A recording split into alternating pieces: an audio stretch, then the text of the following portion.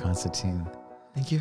Yeah, meditation teacher, former monk, yoga teacher. That's what you do now, right? As a profession. Yes. And also you teach meditation Meditation, philosophy, and, right? and philosophy and Brazilian Jiu-Jitsu practitioner as well. Yeah, I'm Amazing. German. Amazing. Yeah. Great to have you. Great to talk to you. Thank you. My pleasure. Very interesting. So you're originally from Russia, correct? Yes. I born in Kudymkar city. It's 200 kilometers away from Perm, which is basically Ural, closer to Ural Mountains. Yeah. Ural Mountains, So like is it Siberia? It's close to Siberia. Yeah, close to Siberia. But it's above like Mongolia, China? No, it's still on the European side of Russia. Okay. But if you cross pretty much Ural Mountains and towards Siberia. Okay. that'll be Siberia. So it's on the other side of the Ural European Mountains. side, yeah. Okay. Yeah. Okay. Interesting. And so how do you become a monk? How did that happen? Yeah. You're a boy in Russia growing up. Yeah, I was kind of always curious, and growing up on kung fu movies and Interesting. and I really enjoy kung fu movies. But what more I was attracted to that esoterics of Eastern philosophy and Eastern disciplines and that idea of being enlightenment and so it was always kind of something that was interesting, fascinating. yeah, At a young age already, huh? And You're already a deep thinker. I was not really intentional. It's just something A feeling, intuitively, a feeling. like it's a feeling. Yeah, I was searching for different groups of people.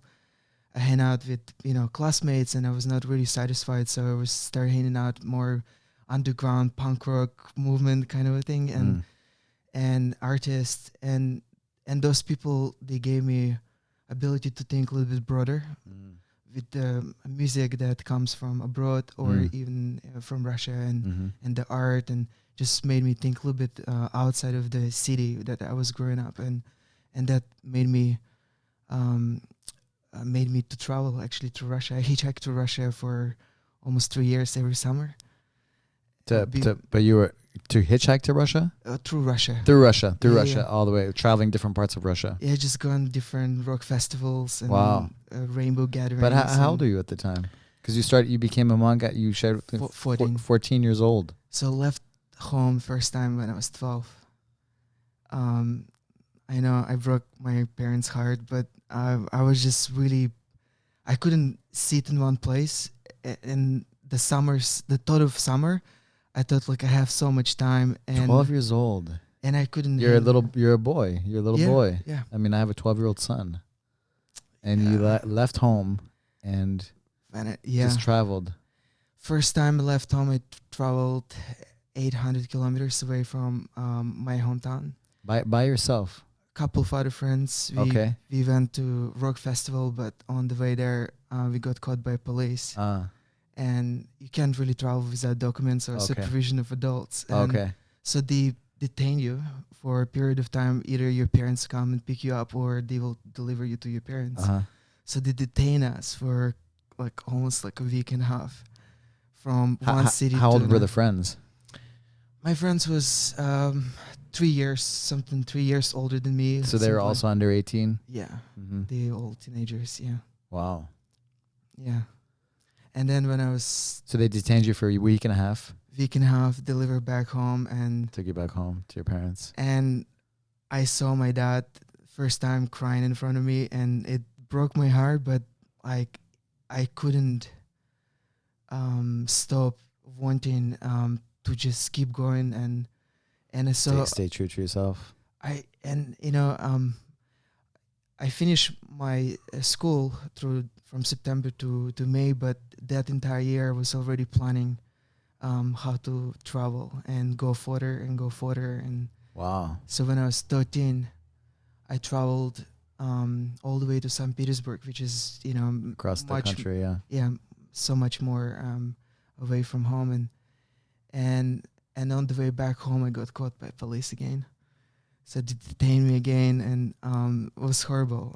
It just, as a kid, to be in prison it's it's not fun, but it was not enough to like feel endangered. Were you imprisoned with like adults and No, it's a kids detention center. So and those kids who, like me, for example, been detained or homeless, they in one section of that kind of a kids prison, and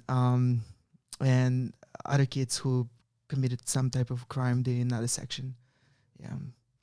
Wow. But, yeah. Wow. Interesting. So you're like 13 at the time?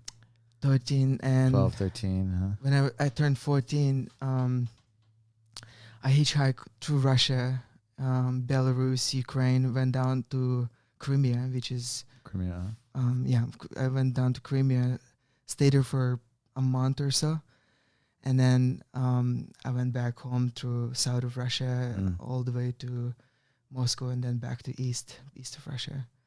And that time I was not caught by police, and I met so many different people, and that in kind of spark more curiosity towards philosophy and wow, kind of amazing. Yeah, you already knew and you followed your heart, and amazing that I mean, what did you do for money? How did you finance that? So like then it was like underground movement, like people who listened rock and roll music, punk rock music, artists, and we all kind of support each other in a sense. Like we go from city to city, following different musicians. I see. If people come to my house, for example, I would make sure that they will have place to stay and food to eat, for example. And this is kind of was the like underground movement that kind of carry from one place to another place. And even though like so they supported you like as well. They you supported each other. We because we hitchhike, we don't really pay any kind of money for traveling, right? And sometimes we had food, sometimes we didn't have food, but it was not really kind of the main thing. It's not like we're homeless. Yeah. But we had a desire to just kind of go and explore world. But the thing is, if I would ask my parents to support me and take me to those kind of adventures, there would be no chance, because first of all, they're not a traveler. Is this like communist times? Or is this it's already 90s, 90, early 2000. Okay. So it's after 90. Was it 93 when the wall? No, it's 94. I think it's 80. 88, 89. Yeah, 88, 89. Yeah. I grew up in Germany, so I remember when the wall fall. Yeah. Well, I moved back to the U.S., but I remember those times. Just remember, I forget the years, and that makes sense. Yeah.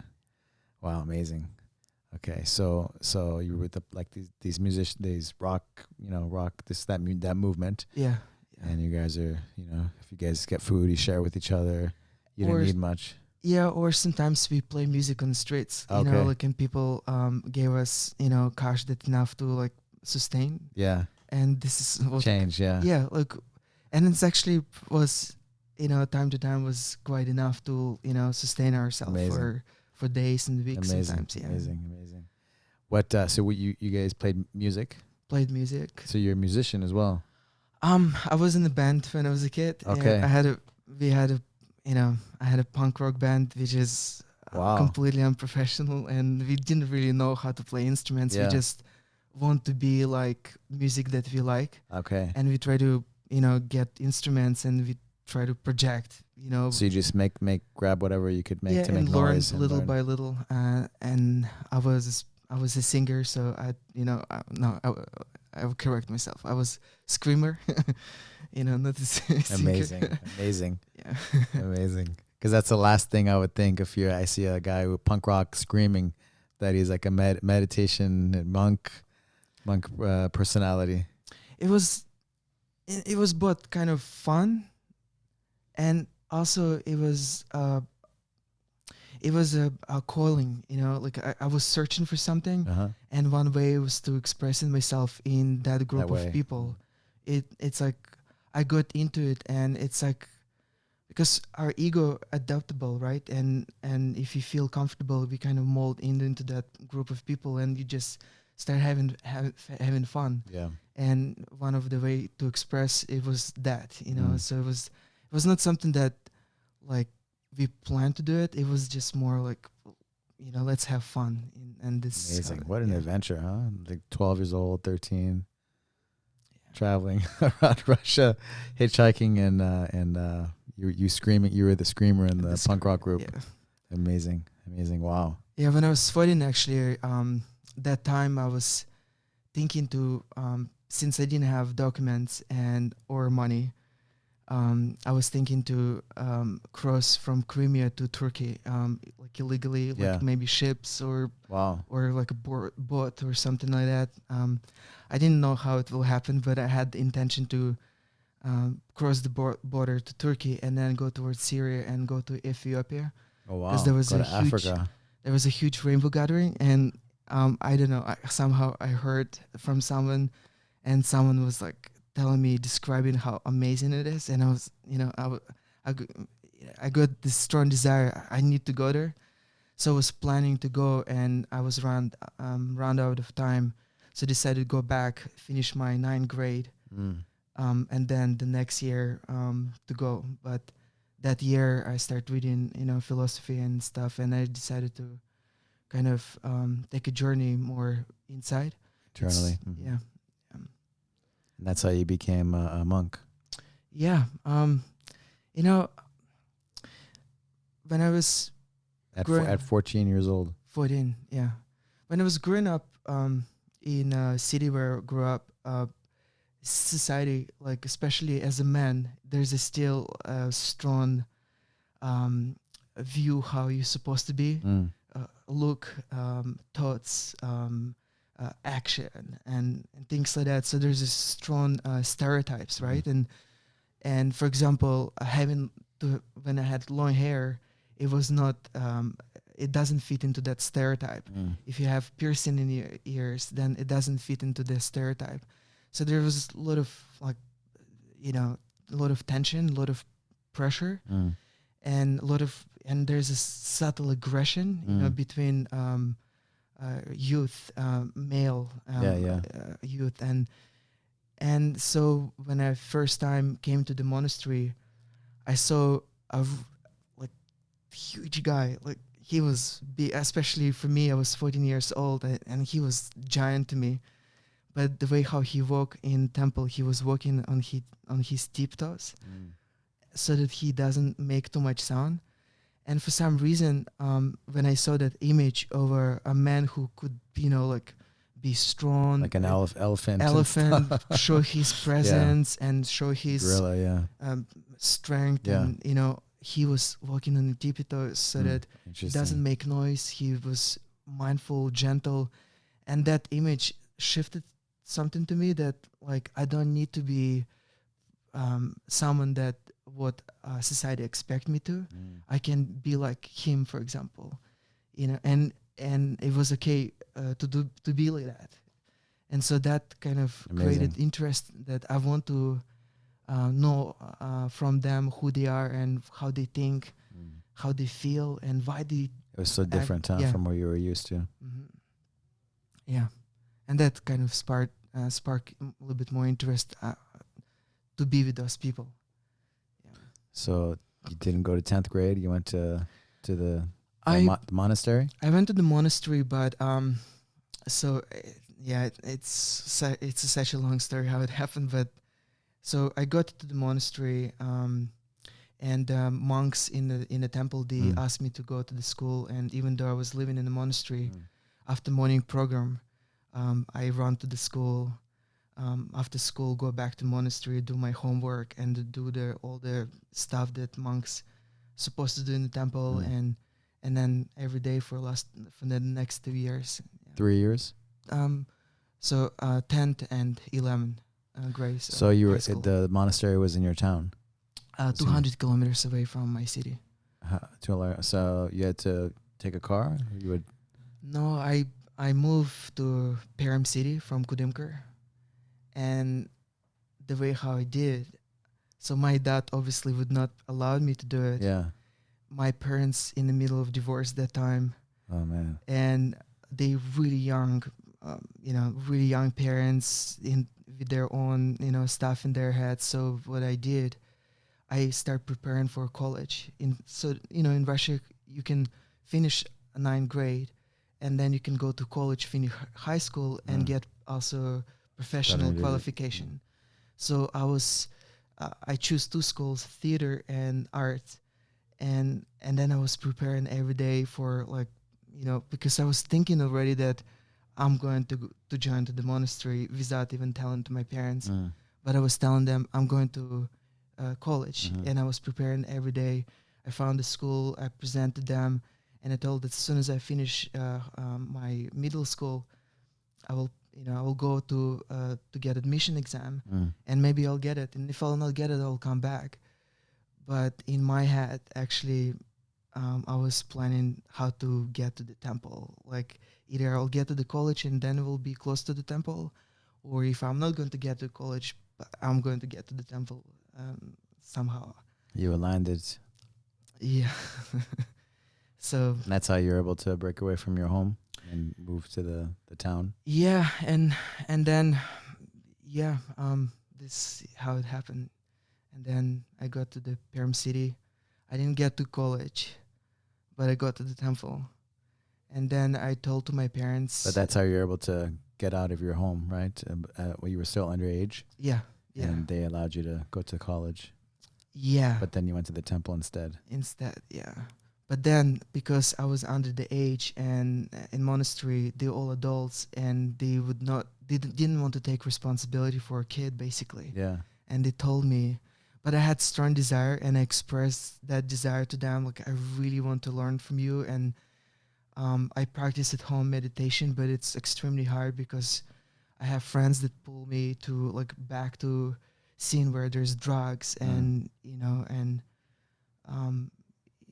everything that quite destructible as a teenager, and it can be easily swept away by, and you never know how to be turned, Yeah.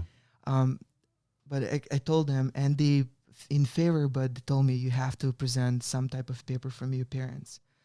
So what happened? My dad divorced, and then he started dating someone else, and she became eventually my stepmom.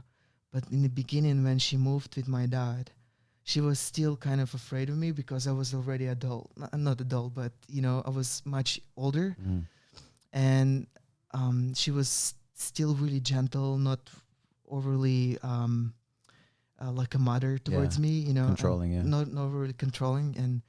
And I asked her if she can do this favor to me, and I think she really want to be on my side. Yeah.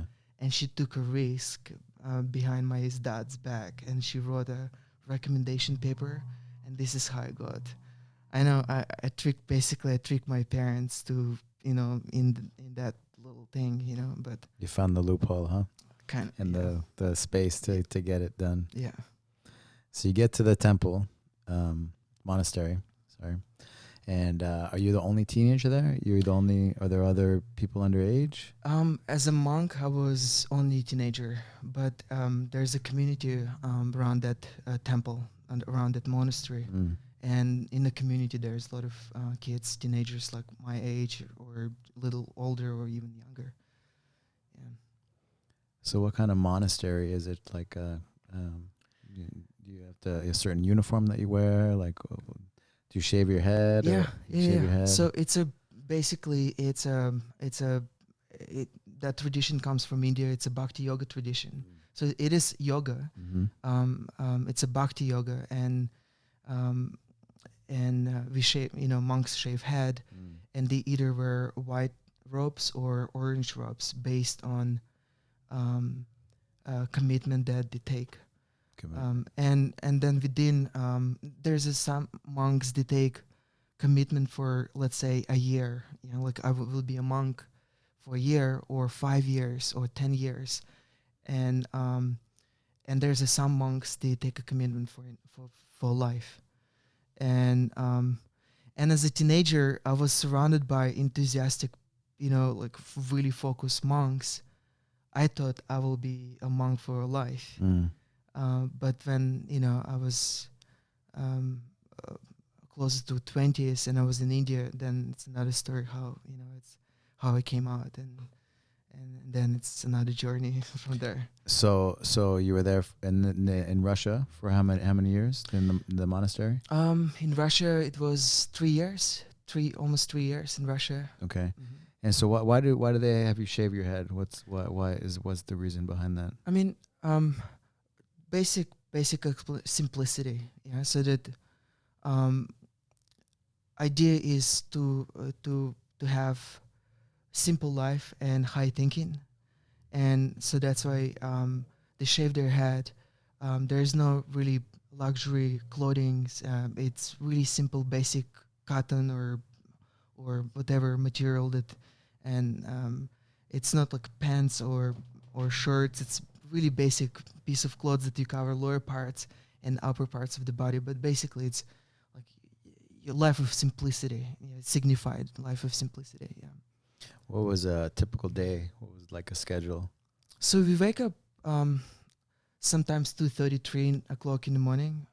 We take a shower and then put new clothes and A hot shower, cold shower? depends. Some places where I used to live, there was it was no Only cold. there was no like we slept on a bunk beds or floors, and we didn't have like a beds. We had basically it's a straw mat or something like a yoga mat, and then a really basic blanket to cover. Sometimes we didn't even have a pillows, just a hand, and if we have warm water, then it's an enjoyable morning. Yeah, yeah. And sometimes it's just the cold water. Most of the time it was actually cold water. Yeah. And then, so we take a shower, prepare, and some temples programs start 5 o'clock in the morning, some temples 4:30. So usually we have a little bit of time just for personal meditation. We call japa, and we use beats and we chant mantras and just kind of concentrate on the mantra, on the mantras as we use beats. And then 4:30 or 5 o'clock program start. Usually it's deities in the temple. It's a first what they call darshan, or first time you see the deities, and then we chant different mantras, and usually those mantras they addressed either to the elders in the tradition, and we kind of pray to elders either for strength. All the elders in the group In more it's like ancestors. in tradition. Ancestors, Yeah. And either we pray for strength or we just grateful for being in a community of like-minded people and having this practice and being able to practice your heart basically and awaken your heart, and then it takes about 45 minutes. So let's say if it's 5 to 5:45, and then again personal meditation until 7:30. And then again, deities, the doors for the deities get opened in the temple. So usually either only monks or community of people, they again sing and praise with different mantras, 7:30. So takes about half an hour. And then from 8 to 9, it's a philosophical class every day. So different monks or community members, congregation members, they give discussions on different philosophical topics based on the scriptures that they focus on. Yeah. So you get up at 2:30 and you're still like meditating, praying. Yeah. Mm-hmm. It's 9 o'clock. When do you have breakfast or? So because I was in school, I used to go 8:30. I actually sometimes I have to miss the philosophical class to go to school, so I left by 8. School starts 8:30. I'm in the school until 2 o'clock or so, and then I go back to the ashram. Okay. Do my homework, and then again prayer or meditation or scriptural study for the rest of the day. Yeah. So, but when the normal days, right? If you're at the monastery, you have the philosophical class at 9 o'clock, right? 8 or 8 to 9, 8 to 9, and then what's after that? And then some monks, they had breakfast. It's optional. And some monks, they did asana, yoga asanas. And so sometimes I had breakfast, sometimes I practiced asana with the rest of the monks. So it's from 9 to 10, maybe. Yeah, like 9 to 10, 10:30. Back in Russia, as a monk, one of the activities for most of the monks, not everyone, for the most of the monks, they either do some service in the temples, cleaning and or like deity worshipping or any kind of manual services, or you go and give books on the street and invite people to the temple or things like that, or maybe it's some kind of contribution. yeah, like community service Yeah. basically. Okay.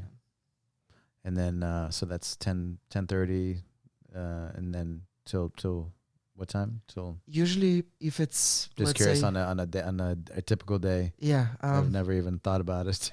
so usually around 1 it's lunch. Okay. And then after 2 to let's say And everybody eats together. There's a big. everyone eats together. In one temple where I used to live, no one talk as they eat. There was one monk who was reading the books, and he was just reading. Everyone listened and eat slowly. If there's elders in the community that present in with all of us, no one stands up until they finish their meal and they walk.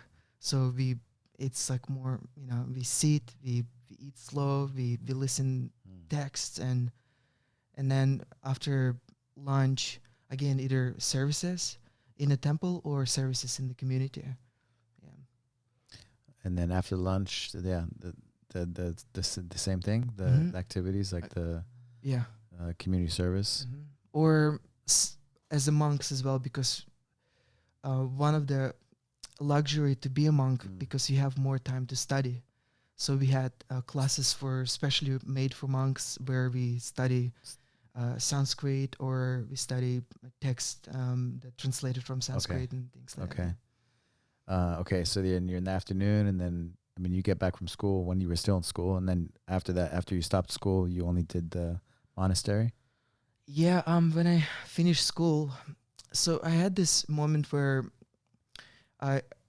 there was a period where I was not really sure if I want to go to university after my high school. I see. I had this moment where I was thinking I will go to do religious studies and history and philosophy, and just get my master degree, bachelor, and then maybe master degree. Yeah. But then I had this moment where I kind of felt like I would like to improve my English as well. And I asked some of my elders, and they suggested either go to closest, like Eastern European countries where Eastern European, where they speak more English. For example, like in Poland or something like that. Yeah, and he said maybe you can go to like Poland or Sweden or even Finland, because people speak more English in those countries than at least places in Russia where I was growing up. Right. So I was thinking it will be kind of great to be more exposed to other languages so that I can start practicing, because school was not enough to, and I was not really that serious into school anyway. Yeah. So, and then one of my elder monk, he suggested me to go to India and to study there. So you go to India, and I went to India. So I just want to finish out the day, just so I have, because I've never thought about like a typical day of a monk, So it's in the afternoon, 5 o'clock or something, right? You community service. When does the community, and you have studying time too? What time does the day finish? Usually, you guys don't have dinner. You have one meal throughout the day. Usually we didn't have a dinner, but unless if you like. I was growing up teenager, so sometimes I was so hungry, and for me, like some of the elders, older monks, they really strict, but for me, they a little bit easy on me, so they're not like as strict on me. So sometimes I maybe save a little bit like lunch and eat later. Okay. Or sometimes just no dinner, but usually the last temple program where the people come and sing and pray together and meditate together. It's like around 7:30. Okay. And sometimes there's another philosophical discussion. And then about 8:39 you go to sleep, and then over again. 2:30 in the morning. Nice. So then, okay. So going back, then I'm going to go to India, and you go to India. Yeah. So to broaden your horizons. I And went you go to a temple there. It's the same. Like, are there lineages? How does it work? Different groups. Yeah. So it's basically a society, right? It's an international society where it's a Krishna movement. Yeah, it's a ISKCON Hare Krishna movement. Okay, Hare Krishna. Yeah. So it's an international society, and obviously the temples are all over the world, ashrams all over the world. But the person who kind of suggested me and backed me up with that idea going to India, he connected me to a monk who he was from Ukraine, been living in India for a long time, and he kind of asked him to take care of me. And for 1 year in India, I was just traveling and just helping him and doing, basically he helped me to adjust and improve my language. Which is learning English, right? I was. Or I guess you have to learn Indian. Hindi. Hindi. Sorry. I was in the place. So the person who was taking care of me at one point, he sent me to a place where his base is, but he needed to do something else in other cities. And I was there. There was no one who spoke Russian or English. It was just Hindi. And then I have to force myself to learn Hindi to understand the teachings, understand the the day, the people. How did and the you? culture. I mean, that was probably before iPhones, right? So dictionaries and books, and you probably didn't watch too much TV, right? No TVs, no phones, I didn't have computer. I didn't have phone until probably 2006, 7. Yeah. No bank account until 2008. Wow. So just kind of trying as different ways, whatever. So you learned Hindi. You started to pick up maybe some English as well, because there's some foreigners, right, coming through. Yeah, maybe? Slowly, little by little, so I was there for 6 months, approximately 6 months, and then there's more foreigners start coming. There's more Russian monks, and so there was a ways to communicate either through Russian to Hindi or through Russian to English. But then I start picking up myself and improving my English and then improving my Hindi as well. And And then so you're there for 6 months, you said? At that place. That place. Yeah, it's a place called Allahabad. It's basically North India. It's North India. Between Delhi and Benares. Delhi and Benares. Varanasi. Yeah. Okay. Another name. Sure. Varanasi. I went to New Delhi. Yeah. Yeah. Okay. Not too far from New Okay. Delhi, you can say. Yeah. Interesting. And then so you stayed in India longer. How many years were you in India? 4 years. 4 years. Okay. Altogether. Yeah. So you learned your Hindi and kept improving. So you speak fluent Hindi. No, what happened? I started focusing on my Hindi there, and then my elder monk who was taking care of me, he came, and then he took me to travel around the India. So we went to east side of India, travel around east side, and then we went to all the way north to Nepal. It's like Bangladesh and. We went to Bengal first, Bangladesh, and then from Bangladesh we went to Assam, and then we crossed the border to Nepal. Wow. And I stayed in Nepal for 6 months, and then I went down again through north of India back to a place called Vrindavan. It's closer to Delhi. And this is the time when I decided to go to Mumbai, where there was a monk who I was really inspired by, and I really want to. He's from US, but been living in India for the last 40 years. He was Indian? He's American, Okay. but been living in India for last 40 years So or he's so. White guy? Yeah, Jewish. Jewish? White, Okay, yeah, yeah. yeah, Caucasian-ish, yeah. yeah. Okay. And so he was American, but he was, he went to meet him in He Mumbai. built up an amazing community, and in that temple there was more than 100 monks, Wow. and they all like, just amazing individuals. And I saw him when I was 14 years old, first time back in Russia when he came to visit, Mm. and his humility, and like he was just gentle, big heart human being, and his humility and wisdom just inspired me. And I even though I was traveling with certain people that I've been told to travel with, but my mind and heart was always thinking that sooner or later You were aligned with him. I want to study from him and study with his students, because they all just an amazing individuals, and I always looking forward towards them. Nice. And so you ended up in Mumbai then. Mumbai, and I spent there on 3 years. 3 years in Mumbai. Mhm. So 6 months with in the one place, and then most of the time in India was at this place. Actually, What was that? What was the total of years you stayed in India?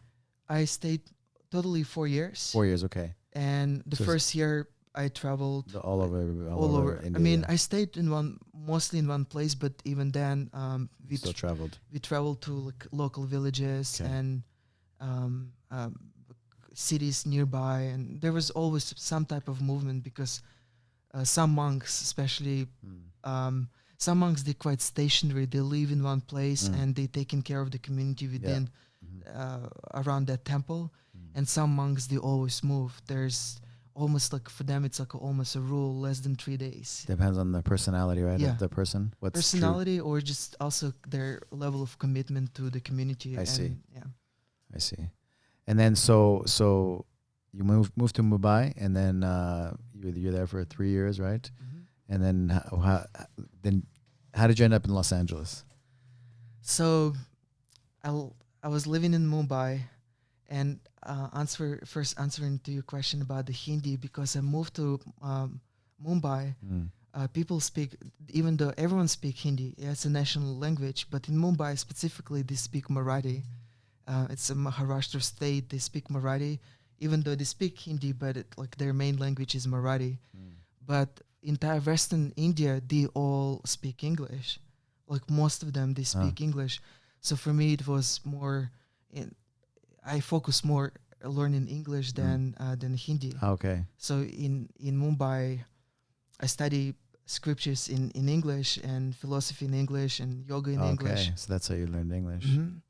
But then, after 3 years there, I was 20 by then, like 21 or something.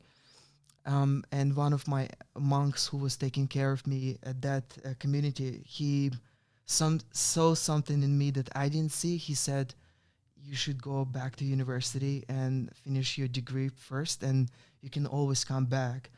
But we want you to get some type of professional education, so that if you decide to change your mind, so that you have lean against something and you have some profession that you can, start working and make money and maintain yourself. Yeah. But for me, my last teenage years, I focused so much time and energy into that. I was a little bit afraid to go outside of the community and mingle again with people that may not be like-minded people. I was just a little bit afraid. And also I didn't have clear idea like what I want to learn to do and how to express myself in the future. So I decided, since I've been doing yoga regularly, asanas regularly, maybe I should just study in a professional setup where I can take that and teach yoga asanas, the physical side of it, and right. And then also bring the other aspects of yoga that I learned as a monk, like mindfulness practice and breathing, concentration, philosophy. So because most of the time yoga presented one-sided. Like if you ask, generally if you ask what yoga is, people would direct like it's some type of physical movements. But actually yoga, it's a lifestyle, and a lifestyle that helps to create a deeper sense of self and express from the core of your being yourself in the world. And I was thinking, if I'll study that, maybe I can just take that and use physical medium to bring more lifestyle and things like that. So when he asked me, I decided maybe I should go to study yoga. And I found a couple of places in Mumbai and then South India. So I moved to South India.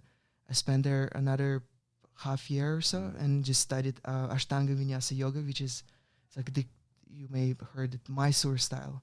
It's a set sequences and of poses, and it's a quite mostly like a self practice. And even teachers who teach you, they teach you how to self practice. Basically, they help you to become steady in your own self practice. So I studied there, and then I met someone there, and they asked me like, "Do you want to go with us and travel?" And my heart emotionally got connected to that person. A girl? A girl, yeah. And they got you, huh? so I started traveling with her. I went to north of India with her for the time being, and then we went to South India again together. She's American? She was American, and then when I met her, I sent email to my elders and I told, because I grew up in a kind of a community, so there's a traditional outlook towards how you're supposed to transit from one stage of your life to another, and usually it was always supported by ritual. For example, if you want to leave your monastic vows and move to be a householder, what they call a householder, family member, or something like that, family, or be in a world, there's a ritual. It's almost like you being sent on another stage of your life. And the way how I did it, I got really heated, overly passionate, and I sent a message to them, and I told like, I meet this person and I really like to be with her, and I think I want to spend my entire life with her. And they obviously much older than me. They're like, you need to calm down first of all, and just chill a little bit. Cool your head down, and then make your decision. Some of them, they like ask me like, bring her there to the temple, show us, introduce us, so that we kind of. But I was split in a sense. I wanted to be with that person, but at the same time, I felt like I'm letting down my monks and the community of people that basically raised me, right? And so it was a hard decision to do, and I kind of filled up with a lot of like guilt in the beginning that made me just not deal with that, and like for a moment, and then deal with that later. So I just started traveling with her, and we end up in living for sometimes in Southeast Asia, Thailand, Chiang Mai. Okay. She's the yoga teacher as well, so we start teaching together, workshops, seminars, and so you never brought her to the monks to meet them? I was too afraid, I was a little bit, I was not sure. I knew that they love me as a person and they would accept me no matter what. Yeah. But I was not ready to face that. Because you respected them so much. Maybe they say something you don't want to hear. Your heart doesn't want to hear. Yeah. And you would maybe, I see. I understand. Yeah. You never wanted to, you had crushes on girls when you were younger, like 13, 14, 15? I did, definitely. But it was, I had crushes at school and things like that. But hormones going crazy. But then, like I was hanging out always with guys, and we did so much fun stuff. Yeah. And usually, like, for example, nowadays kids spend so much either at home or in front of the computers. Yeah. Like when I was growing up, we grew up a lot of the time doing something. Yeah. playing, football. I Yeah, did yeah. some sambo as a kid. Oh, nice. I went to theater school. Is that what brought art you school. to jiu-jitsu? One of We'll the go back. We'll get to that later. Yeah. So it was always active, and even though I had crushes, but there was not really enough to And then you never acted identify on it. myself with those feelings to act on it. So you know what I mean? And the monastery gave you enough of fulfillment to not go there. Yeah, and the monastery. So there was a fulfillment of friendship and also Connection, human connection, but also because there's a lot of focus on celibacy as a monk. So it was kind of, even though I And may had crushes. the accomplishment of the celibacy made you happy. Yeah. So it kept you focused. Yeah. Being focused made you happy. That was quite Fulfilled. satisfying, even more than any little like attractions or feeling like I want to be close to that person. Yeah. So why was your wife different?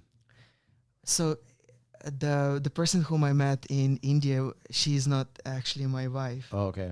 Even though in my head, since I grew up again in traditional kind of setup, I thought if I break my monastic vows with that person, that will be person for life, right? But when we went together to South Asia, start working together, Thailand, traveling, and teaching yoga and meditation. I just realized that I can't really commit to a person whom I start knowing like quite a bit and knowing more, and I feel like I need to experience so much more that I didn't experience. So after some time she went back to US. I stayed in Asia. I started just working and what country? Thailand, Chiang Mai, northern Chiang Mai. Yeah. So I started working and just kind of focusing on myself and just English and getting to know more people, different people, and traveling a little bit more around Southeast Asia, and how I ended up in LA. So I went to Indonesia, Bali for training, and I met this guy from US, he from Michigan, who lives in China. He invited me to Shanghai. He's like, seems like you're a good teacher. Do you want to come and teach at the studio there in Shanghai? I decided to, that's a great calling and that's a great idea. And so I went with him to Shanghai, and I started teaching there. And I was there for 5 years before coming to LA. And the first year I moved there, I met my wife. And the first year you were in Shanghai. And so we started dating and spending more time, and it was a little bit more steady, like slowly to know someone, and then it progressed towards living together and obviously being engaged, and now we're married now it's been 7 years. She was American, yeah. She's American, yeah. Where is she from? She born in New York, grew up in LA. Okay. Yeah. That's how she got you to LA, huh? My parents passed away, so her parents getting older, and even though we actually enjoy living in Asia, and we had great jobs there, and the community of people, friends was, and Shanghai is like New York, everything's closer, and it's just different feelings. And but since her parents getting older, we decided to move closer and help and take care of the parents, and now we're here. Wow, what a journey, huh? What a journey. Are you ready to go to Africa for a punk rock concert or gathering or it was event? Rainbow Gathering. Wow. Traveled all over Russia and Asia and India and everywhere. Wow. And ended up in LA now. In LA. And so how many years have you been in Los Angeles now? I've been here I think almost 6 years now. Okay. Almost 6 years. Yeah. And so what's your routine? You still meditate. You teach yoga, right? And you teach meditation and yoga? Which is really the whole practice in a way, right? Yeah. So I basically teach same thing what I learned. Obviously, I use physical medium to I teach asanas, physical exercise, right? but the way how uh, I choose to access those brain waves, right? yeah, and I choose certain teachers mindset. to train myself in a physical practice that focus a lot on details, because I feel like, because I was never really athletic person, you know, it's not really like I like physical activity, but I'm not really like, you know, like wake up and Have you ever checked out TACFit? not yet, but Oh, I'm man. looking forward to. Oh, man. Yeah, I'm looking forward to. Okay, to we're try. gonna do a class together. So I'm not really athletic person, and that's why I learn asana or physical exercise with teachers that who focus on details and little adjustment, little movements, Technique. contraction, expansion, and outer rotation, and how to like balance them together, pressure. This is what interested me most, because Technique, details. yeah, because for Good, they were example, smart, good technique, because for example, intelligence. for example, in Bhagavad Gita, which is one of the texts on yoga, Krishna teaches that I'm a skill in action. It's like the focus on action, especially in the beginning, our retention is really little. So let's say I squeeze my fist and I focus on that type of retention or hold and contraction, but it's really hard to stay with that contraction for too long. So over a period of time, with the practice, that retention grows, right? But those little details helps to hold your attention, to keep you more focused, and then slowly increase that for a longer period of time, where you're able to stay focused, just without any kind of distraction. Like the movement helps you connect, keep the focus. Yeah. So that's something that I do, and I use that those little techniques as a way to start concentrating, meditating, mindfulness training, and then also I bring little philosophical ideas to reflect as we use our physical body, so that it gives a little bit taste of larger yoga rather than just a physical movement. And how do you compare Brazilian Jiu-Jitsu as a physical practice? It was a tough move here. For first 5 years in LA, it was the hardest, I think, move that I ever experienced in my life. Because different culture, different way of life. It's mostly like because when I was traveling as a teenager and then young adult, I was a single as well, so life was a little bit much more simpler. And like if you, for example, if you have little money and don't have a job yet, you can always figure it out. Within certain period of time, you will find your way out without too much stress, right? But now there's being married and there's more responsibilities coming to LA. Like you have to own money and things like car that. and house, mortgage. There's so much more to think, and as a yoga teacher, to get into the yoga world here, it's not easy, right? And it's not like you have resume you give to yoga studios and they will accept you. Right. It's more based like, especially somebody with your background. Yeah, and it's also yoga world based. Like if someone knows you, and then a community knows you, and slowly they trust you, they invite you, and then maybe you're able to create community around you teaching, and maybe you would able to support yourself doing that. I see. But it was extremely hard last 5 years. Getting your foot in the door, huh? And with that, also my personal confidence went down, with the stress, and I feel like it just doesn't work, and like it's constant struggle. It's like running for like a couple of dollars, for one place to another place, and it was tough, so my confidence went down with that as well, with that pressure. And 2 years ago, I think. So as I mentioned, I did Samba, but I was never really consistent because I was always moving. But then when I was living in Mysore with my friend from Canada, there was Brazilian yogis who set up like Brazilian yogis, who set up couple of months, and we started doing jiu-jitsu. They taught us jiu-jitsu because they're jiu-jitsu practitioners. Where was this? In Mysore, South India. Okay. So they're from Brazil, Sao Paulo, and they set up couple of months, and we just 4 or 5 people. We just like roll a little bit. I didn't really have a concept yet of what it is. But then when I moved to Shanghai, actually when I was Chiang Mai, again, Brazilian Jiu-Jitsu came with a couple of other friends, but never really like pulled me because there was no consistency of staying in one place.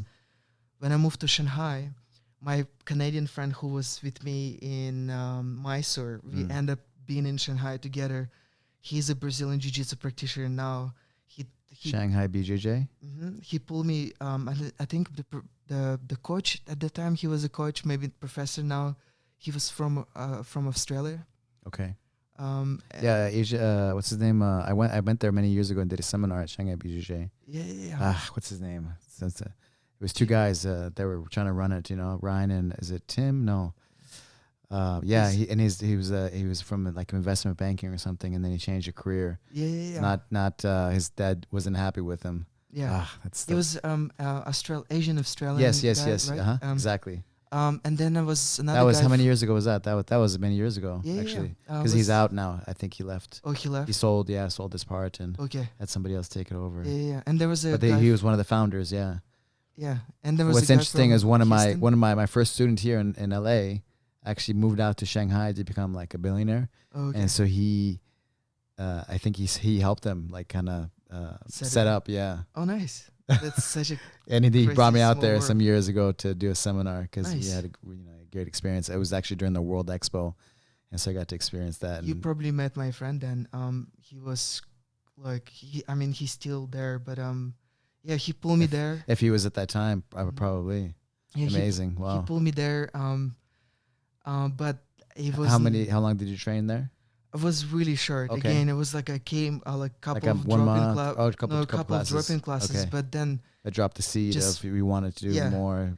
And then I was living in Larchmont first when we moved to the second year of living in LA. I was living in Larchmont. My friend who was a monk with me back in India, when he moved back to Australia, he decided to go to army, finish college, go to army. He was full on. And then after army, he started doing MMA.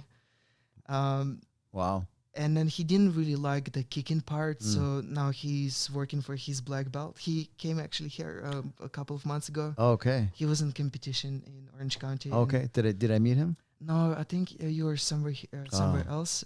But he met Professor Joy. And, Okay. So he came. Where did he get his black belt from? Brisbane. No, he's not Oh, black. in He's Australia. working Australia. for his black belt. He's a brown belt. Oh, I still. see. He's in Australia. Brisbane. I forgot the names okay, of the teachers okay. he mentioned. So he came to visit us, and he was training somewhere in West Hollywood. And he's like, "Come on, you have to go, you have to go." But I was in my mind completely overwhelmed about how to make money, how to like establish myself here, how to be play my part as a husband, but also do my practice, do my sadhana, because I don't see myself like working from 9 to 5. Yeah. I'm not this kind of a person. So I still trying to figure it out how to use my skills and offer to community, and still able to make enough money that I can play my part as a husband and in the family. And so my mind was overwhelmed with those things. And then he's like, "You have to come. You have to just come and roll with me. Come and roll with me." And I kind of a little bit ignored him. But then I moved to Burbank. I live right up on Magnolia. Wow. So another friend of mine who does jiu-jitsu, and you met him actually. His name is Chaitanya. Keith. So he lives in San Diego. He came to visit me in Burbank, and he's like, dude, you like the place is like for jiu-jitsu right down on the street from you. And we decided to go, and this was my first class. And I think one of my hesitation was I like martial arts, but I was, sometimes you see those martial artists that, like either through UFC or other, there's a lot of verbal fighting, and I don't like that, how like people accuse each other or offend each other, and there's a little thought in my head that it was like the culture is like this, like the guys who just no respect, and so when I came here and I saw how everyone was interested to so that you get you'll improve. Everyone want to teach you, everyone want to help you, everyone just, and it shifted that like stigma, or and like you got that the first day you came? You felt it right away. This the first day, I felt like people actually want you to be here, and that made me to come again. But as I start coming again and again and again, I also start noticing that my confidence level start increasing.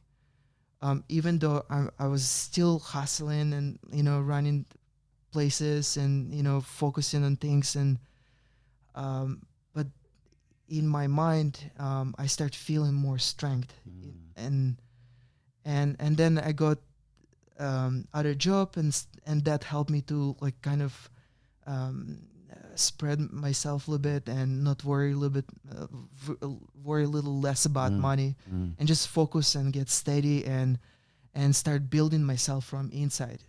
And I feel like jiu-jitsu kind of helped me to do that, because I'm not here to lose or win, and life is about that, right? To kind of raise above lose or win, and focus, be happy, be our best, and live our best life, and focus on more on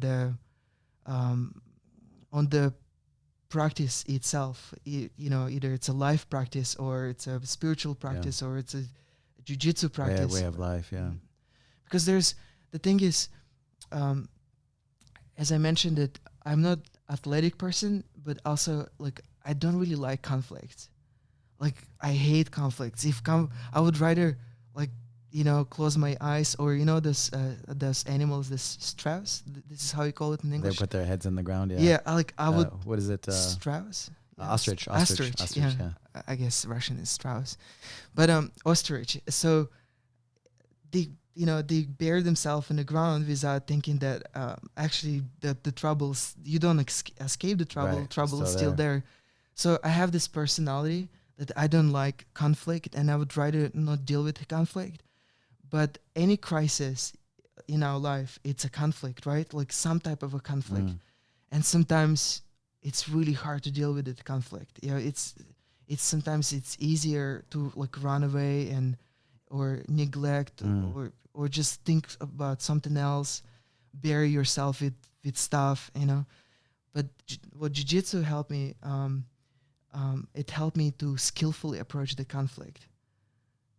Like skillfully approach the project, the conflict. Yeah, because like in the beginning when I didn't know anything, I still don't know much, Skillfully approach the conflict. Yeah, it's like, like there's a person in front of me. Solve the problem. Yeah, but with intelligence. With intelligence, right? And it means that I'm not just getting trained to keep my eyes open, but train the mind, but also train to be proactive in this conflict. Because it's one thing that you keep your eyes open, but then you may not be skillful how to go further and be proactive.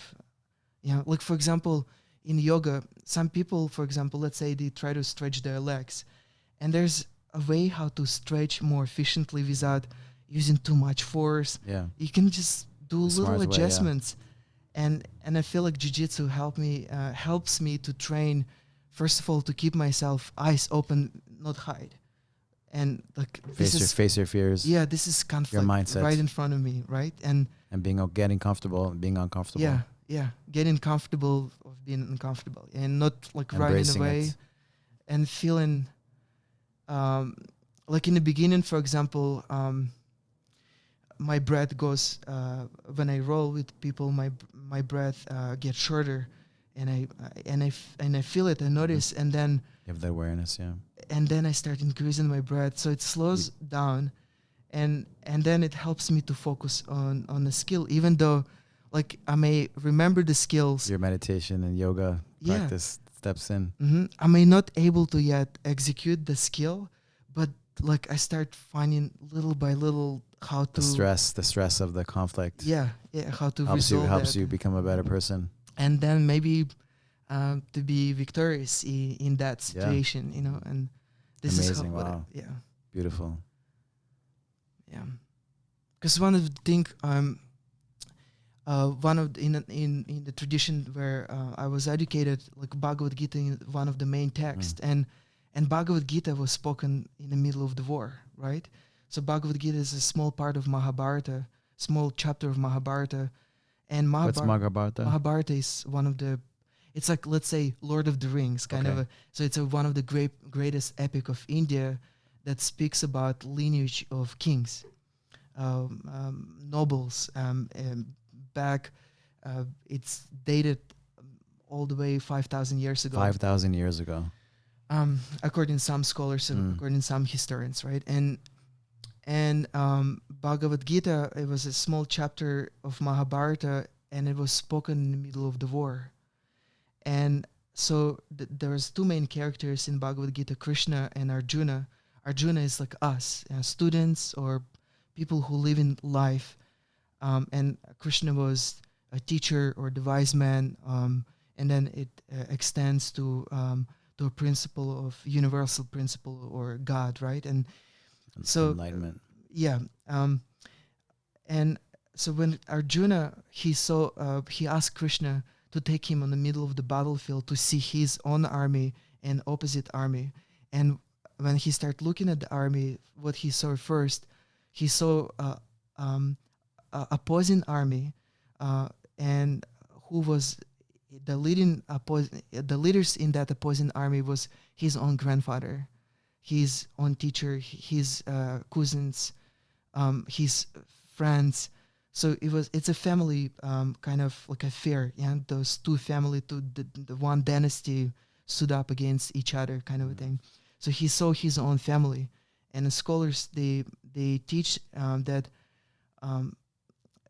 what it represents, that all our problems are really, really close, really close. That's something that we need to resolve. It's not outside of us; it's within us. It's really so that's why it's like a grandfather. It's like a really close person, right? And the first reaction Arjuna had, he said, "I want to run away." He literally started finding reasons to do something else, to run away, to become renunciate, or to become escapist, right? And or spiritual bypass. Sometimes people call it like to run away, and it's initial reaction that all of us have, right? Even though we may have enough strength of character to face the problems, but usually, like all of us, we would rather choose comfort, right? That where the no challenge. But then Krishna slowly started encouraging him how to approach challenge in a way that he will become victorious. But it's all directed within us. Yeah, it's like the challenge need to be solved within us. So that any crisis that arise in our life, yogis and the yogi philosophy encourages us first go back to self and try to connect to self first. It's all within us, huh? It's all within us. Everything, all our problems, everything. Because what can happen if we're not connected to ourselves, we start solving problems outside of ourselves, and those problems just connect to another problem, it becomes bigger and bigger and bigger, to a point where we can't hold anymore, and the crisis become even more hard to solve, or hard to stay victorious, to stay tall in midst of those crises. The only way is to go within. Yeah. So Jiu-Jitsu, in a sense, I feel it helps me to connect to my physical body, to connect to my physical body, to get that physical confidence, which is symbolic to get into myself, and then from the core of myself start acting. Either it's in my relationship with my wife, or at my work, or relationship with everyone else, right? Because without being grounded in yourself, then all your decision based on mental speculation that not connected to who you really are. Yeah, so this is the idea, and I feel like Jiu-Jitsu helped me to get grounded in myself, in my physical body, get that confidence, and start acting with that kind of confidence. And I see that I feel and I see that my wife feels that, and my students in a yoga studio feels that, and just my friends feel that. It's like there's this huge shift and change in energy, and and it affects other aspects of my life too, because we live in our minds, right? It's like we experience everything through our minds. Our mind is minds in our bodies, right? Yeah, my mind is forerunner of everything, right? And if we have this, if we cultivate certain emotions through some type of rituals, and in that sense, Jiu-Jitsu is like a daily ritual, right? To get a little bit more confident, let's say, and then it carries through the day. Kind of a thing. So you would say is Jiu-Jitsu a type of meditation? Yeah. I would. As a meditator? Yeah. As totally. a former monk? Yeah, totally. Remember I said in the beginning that Krishna in Bhagavad Gita says that I'm a skill in action. So that high intelligence, because we can cultivate high intelligence in our body, right? Because when we speak about universal, sometimes it's so esoterical and too far away, and it's actually sometimes it would not do good to us knowing that. So it's always nice to connect to intelligence that really basic. I think it's Haley Gracie. There's a quote, it's Jiu-Jitsu, is a human intelligence overcoming brute strength. Yeah, something like that. I probably got it wrong, but something like that. It's a triumph of human intelligence over brute strength. Makes sense. Yeah. Awesome, man. It was really, really great talking to you. It was, Thank you. The fact that I saw on the Instagram that former monk, I was like, former monk? Okay, yoga teacher, okay, you see this, but former monk is very interesting for me, especially you do jiu-jitsu and you really train, right? You just got your blue belt, so it's really, really cool. How can people find you? Right now, I'm in the middle of making my website alive again. There's some changes happening, but I will post on my Instagram. But it's what's your Instagram? My Instagram is Blade of Grass Yoga. Blade of Grass Yoga, or also it's a Konstantin 108. You teach meditation, teach yoga.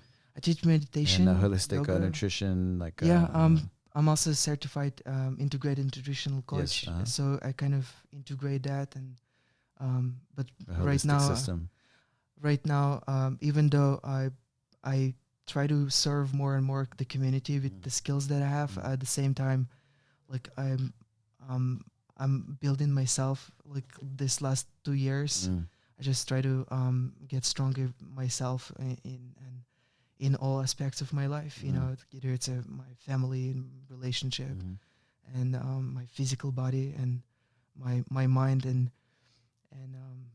but I still teach. I teach at home. I do privates. I teach at the yoga studio. It's called Still Yoga. It's in Silver Lake. Okay, Silver Lake. Silver Lake. It's on Glendale and Hyperion, and in the same complex where the Silver Lake wine store is. Okay. Closer to 365. So if people are trying to find you, Instagram is a good way. DM on Instagram, and Man, so great to hang out with you and hear your story. Thank you. Really. And here we are. Here we are in Burbank, right? Amazing. I'm super grateful, to be part of it. I'm grateful to you for creating this, community where I definitely my stereotypes got broken, and I found myself and the seeds that different people planted and started sprouting, and I definitely see myself keep doing it and keep growing, and maybe even also helping with my skills in the community of jiu-jitsu practitioners, and let's see how. Yeah. Thank you, man. Thank you. Thank you. Pleasure is all mine. Thank you. Thank you so much. Yeah. Yeah. Cool.